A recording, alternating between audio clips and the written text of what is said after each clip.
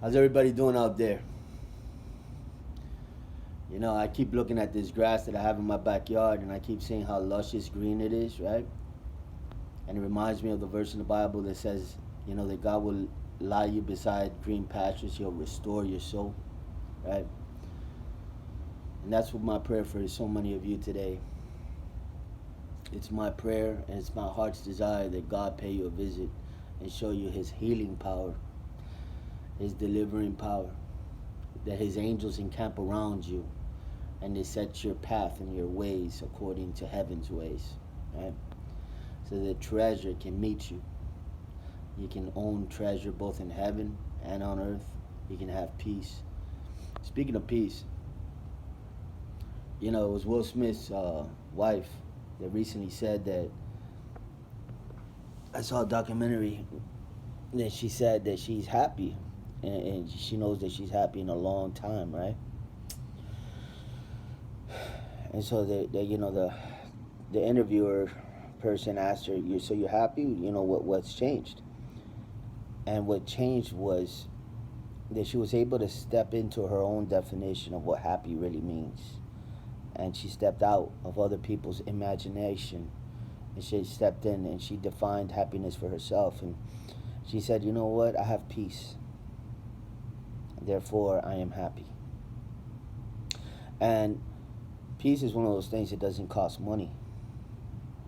You can't go to the store and buy peace. These people are millionaires, these celebrities, they have it all, but she wasn't happy.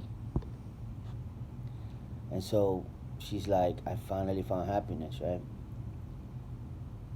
And so I just really want to narrow this. I want to hit this in the target because so many times I make videos and I don't quite say it the way I want to say it. It doesn't, you're trying to say something, but you're like, you watch the video back and you're like, oh, but you didn't hit the point, you know? You didn't say it to where it just felt right. And so let's see if I can say it right this time to where I'm satisfied. I talked about, a long time ago, I was watching a video on television and everybody was drinking on the video. It was like a commercial, and they were drinking Corona in a beach, and they all seemed so happy. So I was, I don't know, like a teenager, 14, 15, 16 years old, something like that. And I remember there was this envy or this jealousy that rose up inside of me when I watched that video, and I said to myself, I want to be happy like that, right? And this is everybody's goal. They're looking for happiness, right? So this is what I'm trying to nab down and really dissect so that everybody really understands, okay? I know something about this because I quested my whole life. You see how I'm getting off topic? You see, this is what happens to me. I have to keep going. Like, I get off topic and I forget what I was going to say. It happens to me every time. So I'm not going to do that, okay? I was a teenager and I saw a commercial. They were drinking Corona in a beach and they were just smiling. Now, smiles are very deceptive because the devil smiles, but we all know who the devil is at the core: evil. But if you saw him, he's always smiling. That's how he gets a lot of his prey. It's because he comes off as friendly, and people come to him. If he comes off as mean, you'll run from him. But if he comes off as friendly and smiling, hey, he'll get you. So, I saw that commercial. I instantly went to the store and got myself Corona and Corona the beer. And so then I drank it, and of course you get a buzz and this and that, but I didn't feel what they felt. And I lived my life for a period of years chasing these illusions that the world would show me of, let's say people were hanging out with a crowd, guys and girls together, and they just seemed like they were happy people. So I tried that. It's just like, okay, maybe I just need friends like these, and so I'm gonna try to make these types of friends. And it was always one illusion after another. Like, this is what's gonna do it for me. This is what's going to fulfill me or make me satisfied, make me happy, etc. And every time I got to the end of the rainbow, so to speak, where you're going to find the treasure there, it wasn't there. And this is why I've made videos on talking about money and how like money is just another one of those false illusions that once you get there, and I get it, that money thing is a powerful delusion. Makes you really really believe like this is where it's at. Money solves problems. It really does. I'm not going to say it doesn't, but it doesn't make you happy. That's the difference. Can you buy pleasure with it? Yes, but there's a difference between buying pleasure with it and being happy. What a lot of people don't understand is that pleasure runs out. There's a moment of pleasure accompanied with shame and guilt afterwards. That's what people don't talk about. So you can go and buy a prostitute, you can go to a strip club, spend money, you can buy a fancy car, you can buy a fancy ring, you can buy a fancy house. But once you have it, that high goes back down. It's why the new iPhone, there's always a long line for people to buy the next one. It's because by the last time, the hype died down. And so what I'm trying to pop is that yes, there's this moment of hype. I got it, I got it. Look, it's mine. And then it's like, it's mine. And you play with it. And you hit the buttons, so to speak. You grow familiar with it. And then you cast it aside. And then you look for the next thing. And that's what life is like for a lot of people. They're looking for material things to scratch the itch on the eternal. So I was doing that like anybody else, and from well to well, wells, you drink water from it. From well to well, I tried it all the pleasure under the sun. I really did. I was addicted to so many different things, not just drugs and alcohol. I was addicted to a lot of different things like gambling. I was addicted to violence. I was addicted to girls and sex and stuff like that. I was addicted to strip clubs. I was addicted to watching TV. I mean, everything. I was addicted to the music I listened to. I was addicted to, just my habits that I would do on a daily basis, like sleeping a lot. I slept a lot back then, so I was addicted to sleep. But why do I say that? It's because in all of that so-called pleasure that people go after to get something out of it, the way that God really created this world is that the hard things in life, the sacrificial things like hard work and sweating and earning a living and getting paid, those are the things that accompany a feeling that everybody's after on the other side of the fence.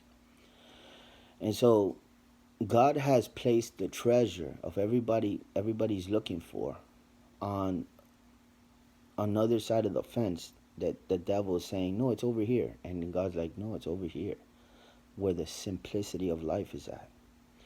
And so back to Jada Smith, she was saying, I found happiness and peace.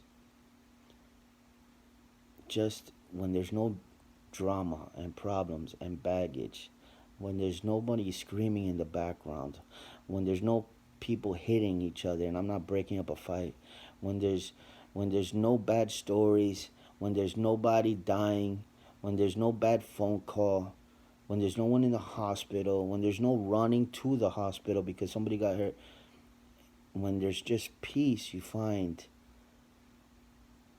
okay, like you start to appreciate the fact that, something that as a kid you would say, this is boring. As an adult, you say, man, this is bliss. And you know what I was meditating on earlier today? I was meditating on the fact that when you're a child, if you get hurt, you rebound right away. And you're running everywhere. My children, they're small, they run everywhere they want to go. So if they want to get something to drink from their room, they run over there, they prance over there. And everywhere they go, it's running because they have all this energy, and But notice how when you get older, you know, you move slower. Not only do you move slower, but if you fall, it takes longer to heal. And so I started to think on that, you know? And I started to say, like, wow, look at that. Like, there's a reason why when you're young, because you're going to make a lot of foolish decisions when you're young. So God made it to where you're going to rebound fast because it's almost like a given. You don't have experiences, you don't have knowledge, wisdom, understanding, insight. So you're going to do a lot of stupid stuff. A lot of stupid stuff. You know? You're going to get hurt. But God made it to where it's like you rebound fast. But the older you get, you're supposed to mature. You're supposed to mature and get out of stuff. You're supposed to gain knowledge, wisdom, understanding. You know, some people have some scars and they're like, yeah, I won't do that again. And they start to inch away from friends and even relatives because they start seeing that a lot of people, they only call you because they need you, not because they love you or they want you, just because you're a benefit to them, because you have a car, because you have money, because you have something that they want. And so as you get older, your eyes start to become more and more open, and you start to see people for who they are. And their actions are very evident that they're not benefiting you and your lifestyle. And you start to say, hey, listen, I'm analyzing some stuff now. You know, when you're 15, 16 years old, you're giving. You're a giver. You're a giver. What I mean by giving is that you're more of a follower at that point. You're giving your heart away to a lot of people that don't deserve your heart. And you're in a relationship, and I think it's really unfortunate that a lot of little kids, they take their life because they had a love, a first love, and like they had a breakup or something, and now it's like you heard about those stories that they commit suicide. Because when you're young, you can't see far ahead. You think that whatever your circumstance is, that's what it's going to be forever. These are the illusions and the delusions of life. That circumstance is going to be ever before you. And as we get older, we start to see that the worst circumstances has a beginning and an end date. And we can wait it out. We can persevere. We can fight back. We can win the battles of life. Right? That's why old people, everybody goes to the old people for wisdom and understanding. What should I do here? What should I do there? You know, and the older people lead the way. They lead the way.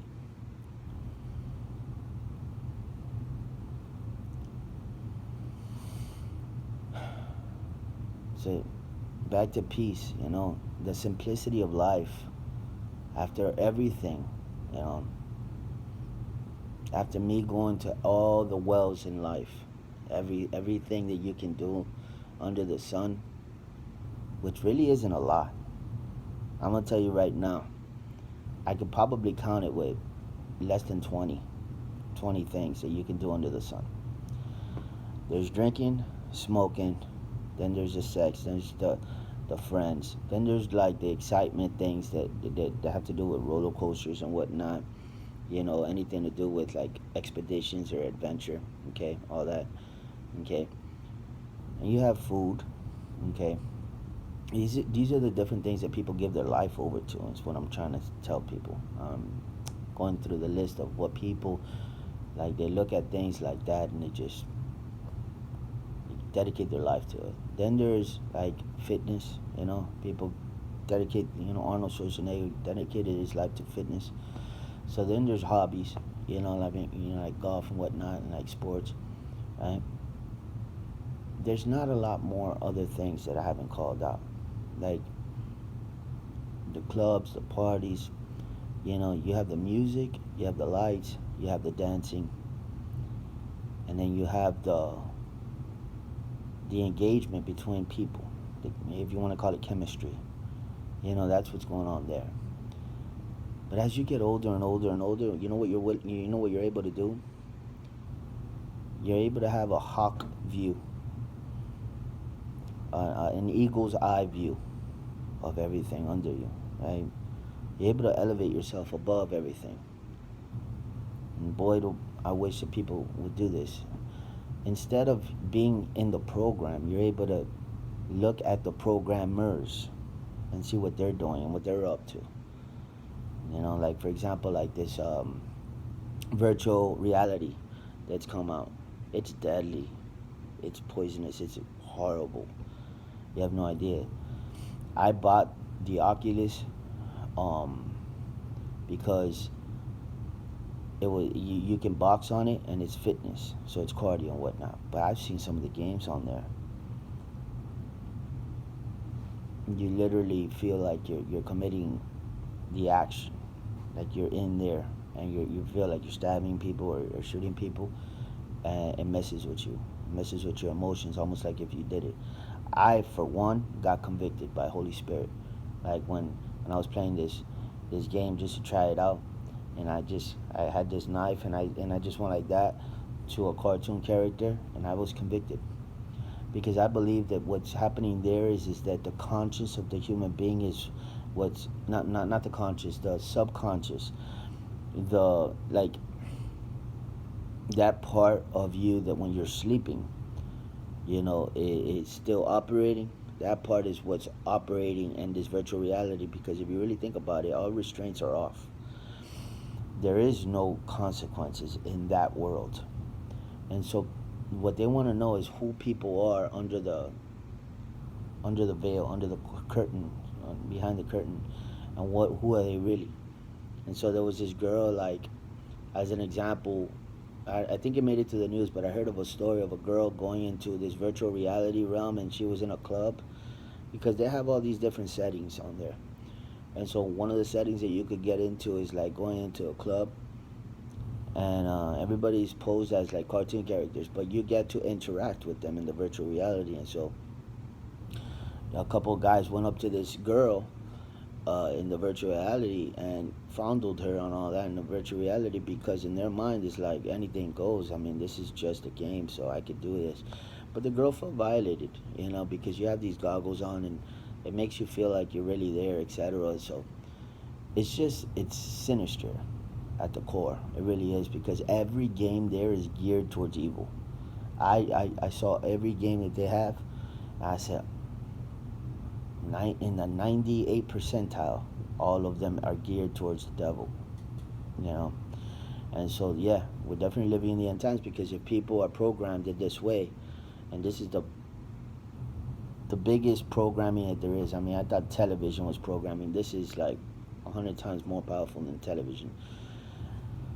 And so, yeah, I mean, it breaks the ice for people to do it in real life. To do those actions in real life. It breaks the ice. It almost makes you feel like you did it already. So, yeah, you get enough practice on it. You add weed to it. You add drugs to it. Yeah, you can totally become those and play out those fantasies and whatnot. So, I don't know how I got to talking about that, but I was talking about the list, and the list of things to do on planet Earth is not that much. And as you grow older, you're able to not be in the world.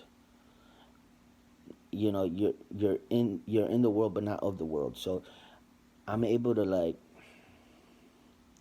see what's going on, see what the government is up to, see what big tech is up to, see what and think outside of the box. Don't be part of the system, but be part of the people that I call it being woke. In my definition of being woke is being awake, in terms of like seeing what's up for real. Like where are we inching towards? What's the connecting the dots from where we're at to 10 years from now? Where are we headed? That's being woke to me. And so it's like catch it before it gets here, kind of thing. So back to like being happy and whatnot, because I just feel like that's the hot topic of life, of everybody's surroundings and what everybody wants, right? It's the simplicity of life. It's the simplicity of life. It's where people don't think it's at. That's where happiness is at. Playing board games with family members, simple thing. um, just yeah, as cliche as it sounds, being in a hammock in your backyard and just swinging back and forth, little, you know. But you know what doesn't make it happy? The demons that the person has inhabited in their life that gives them anxiety, fear, trauma, darkness, negativity, all these other things that doesn't allow them to enjoy that swinging back and forth because they're in their head. And you know what provokes all that? Simple. It's what I just called out. The virtual reality games in terms of the pollution that it offers you, right? And then also like television and music, bad music and whatnot. Man, all of those are like deadly to your soul. Deadly. So I understand that a lot of people are not willing to give that kind of stuff up because to them, that's what represents life and their demons. It's not that the people are not willing to give it up, it's their demons are saying, heck no, I'm not giving this up. And that people attribute the demons to themselves. I remember that. I remember that for me.